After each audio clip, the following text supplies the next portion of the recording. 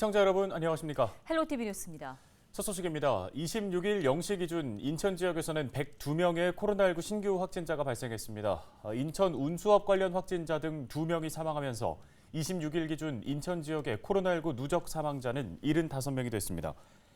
새롭게 집단 감염으로 분류된 연수구의 한 종교시설에서는 지난 24일 첫 확진자가 나온 이후 현재까지 모두 7명이 확진 판정을 받았습니다. 남동구의 한 행정복지센터에서 근무하는 공무원 1명도 확진 판정을 받았는데요. 이 센터 근무자 23명은 검체 검사 결과 전체 음성 판정을 받았습니다. 인천 지역의 중증 환자 치료병상 가동률은 70.5%, 준중환자 치료병상 가동률은 91.3%, 생활치료센터의 가동률은 65.3%를 기록 중입니다. 한편 26일 0시 기준 경기 지역에서는 코로나19 신규 확진자가 514명 발생했고 이 중 김포 지역의 확진자는 19명, 부천 지역은 14명입니다. 다음 소식입니다. 유흥주점은 현행 사회적 거리두기 4단계에서는 영업을 할 수 없죠.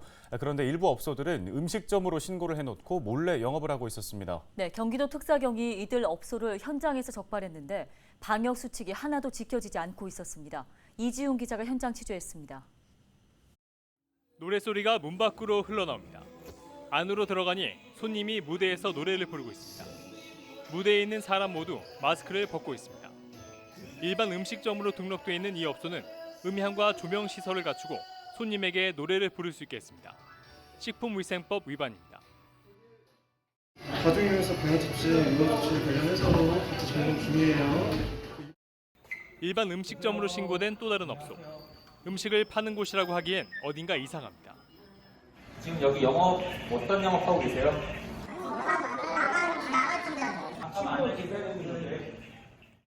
카드 게임을 하며 술을 마시는 곳, 이른바 홀덤펍입니다.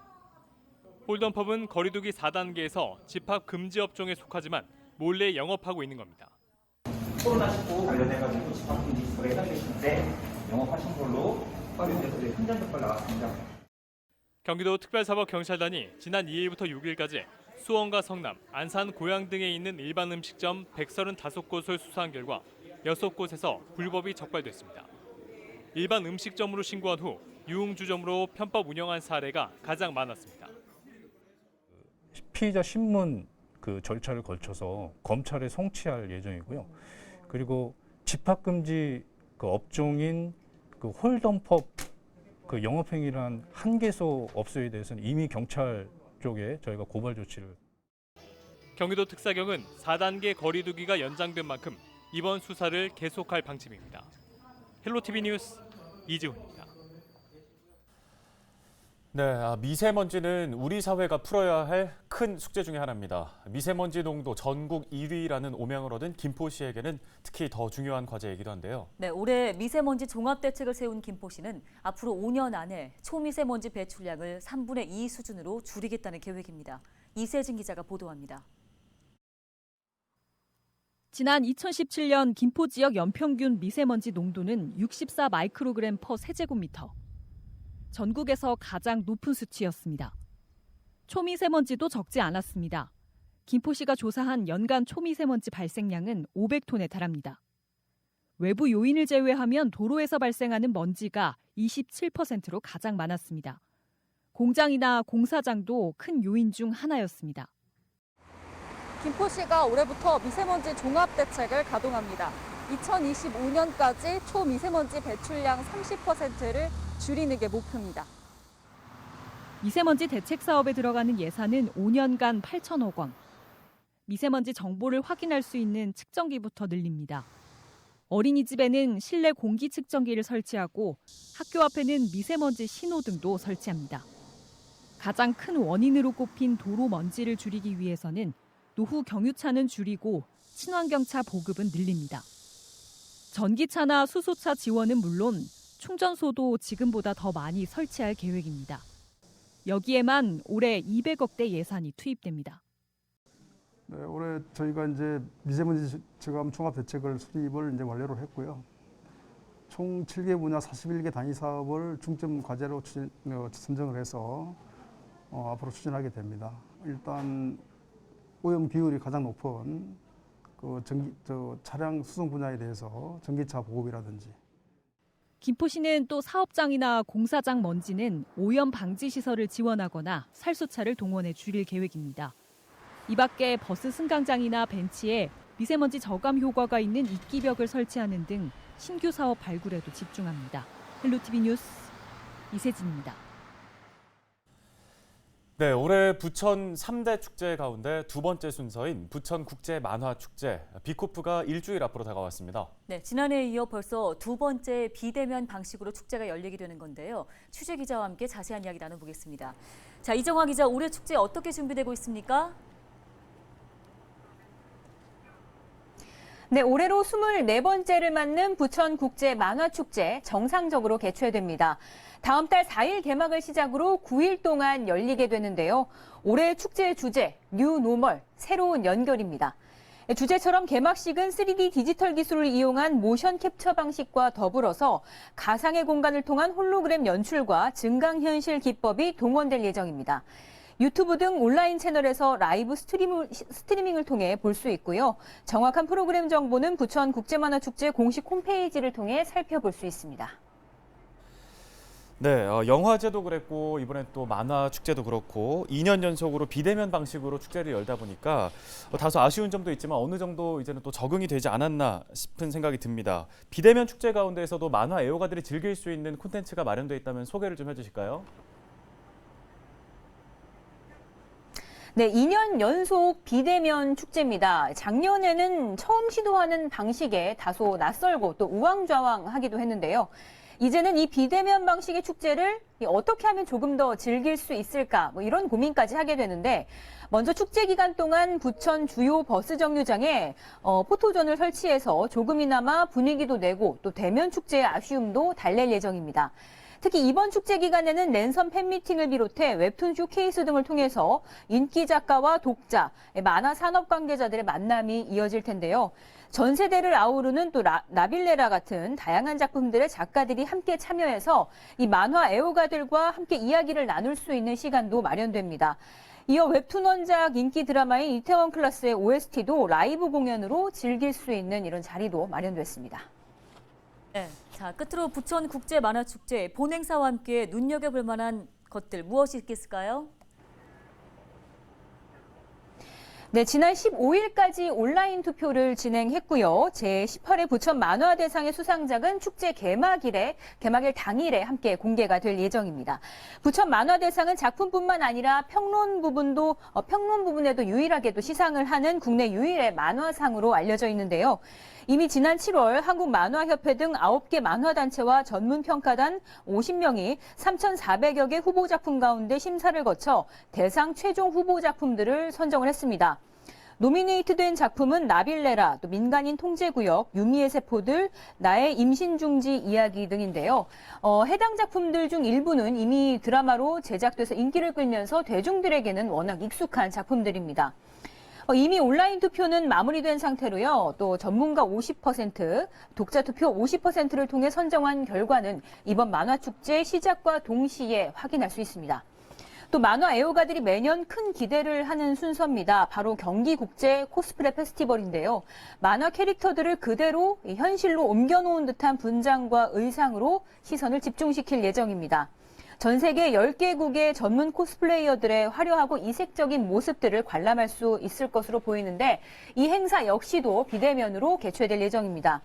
이렇게 올해 부천국제만화축제가 모두 마무리되고 나면 바로 뒤이어 오는 10월 말에는 3대 축제의 그 마지막 순서 비아프가 관객들을 찾아갈 예정입니다. 네, 지금까지 이정하 기자 연결해서 오는 9월 4일 개막하는 부천국제만화축제와 관련된 소식 들어봤습니다.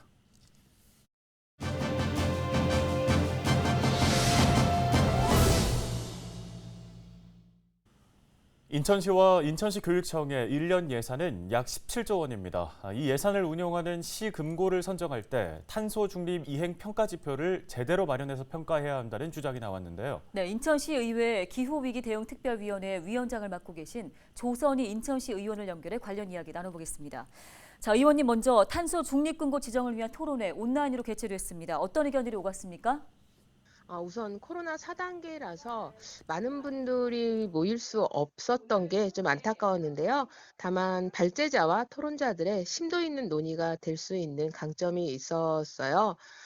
토론회 자리에서는 2019년 5월 탈석탄 금고를 최초로 제안한 한국사회책임투자포럼 이종호 사무국장님이 기조발제가 있었는데요. 전국 지자체와 교육청의 탈석탄 금고 선언, 현황과 규모, 그리고 탈석탄 금고의 초기 모델을 만든 충남 조례, 또 국내 최초로 금고 지정 지표에 탄소 중립 선언 여부를 제시한 경남 조례, 또 탈석탄 녹색금융 지표의 4점이라는 최대 점수를 반영한 울산시 교육청의 사례들을 같이 살펴봤고요. 현 금고 지정 대상 은행이 총 12개인데 IBK 기업은행을 제외한 11개 은행이 탈석탄 금융을 선언했기에 이제는 탈석탄 금고 지정을 넘어서 탄소 중립 금고로의 전환이 필요하다는 발표가 있었습니다. 그리고 인천시 지방세정 담당관 또 인천시 교육청의 교육재정과의 탈석탄 금고 관련 추진 현황 발표가 있었고요. 마지막으로 녹색연합에서는 변별력 있는 지표와 심의위원들이 탄소 중립에 대한 이해 속에서 심의하는 게 중요하다는 의견을 발표했습니다. 이 자리를 빌어 깊이 있는 토론을 해주신 분들께 다시 한번 감사드립니다. 네, 이번 토론회에서 이 기준이 엄격하게 적용이 돼야 한다 이렇게 강조하셨거든요. 좀 자세하게 들을 수 있을까요?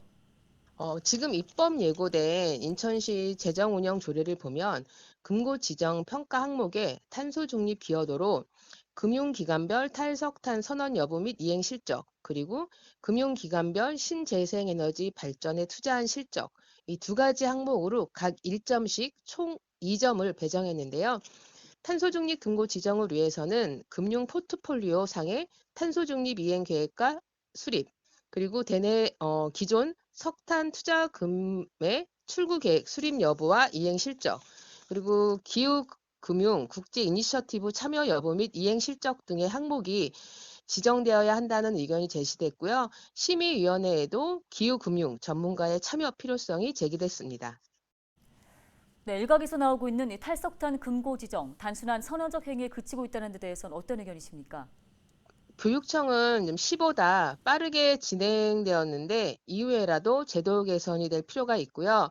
인천시의 경우는 금고 지정 평가 항목으로 지역사회 기여 및 시와의 협력 사업 그 항목이 아니라 기타 항목으로 해서 배점 비율을 좀 높일 수 있는 거, 그리고 이행 실적을 포함한 것은 잘한 것이지만 탄소 중립 금고 지정을 위해서는 보다 변별력 있는 지표가 필요하고 무엇보다 기존 석탄 투자금의 출구 계획 수립 항목이 들어가는 것이 중요하다고 생각해요. 또한 인천시와 교육청만이 아니라 출자 출연 기관, 공사공단의 주거래은행 선정도 이런 기준들을 세워야 할 거고요. 탄소 중립도 낯설 수 있고 금고 항목에 새로운 추가라는 것도 낯설 수 있지만 탄소 중립을 위해서는 익숙한 것들과의 거리 두기가 필수적인 만큼 조례 개정에 대한 관심과 탄소 중립을 위한 시민 실천과 적극 정책 제안도 함께 해주셨으면 합니다.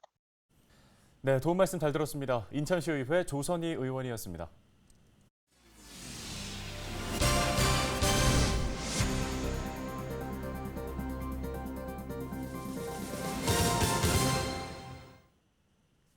인천의 한 경찰이 함께 술을 마시던 여성을 폭행한 혐의로 조사를 받고 있습니다. 인천 삼산경찰서는 폭행치상 등의 혐의로 인천경찰청 소속 A순경을 검찰에 송치했다고 밝혔습니다. A순경은 지난 6월 24일 오전 3시 20분쯤 부평구의 한 모텔에서 20대 여성 B씨를 때린 혐의를 받고 있습니다. A순경은 길에서 만난 B씨와 함께 모텔로 이동해 술을 마신 것으로 조사됐습니다.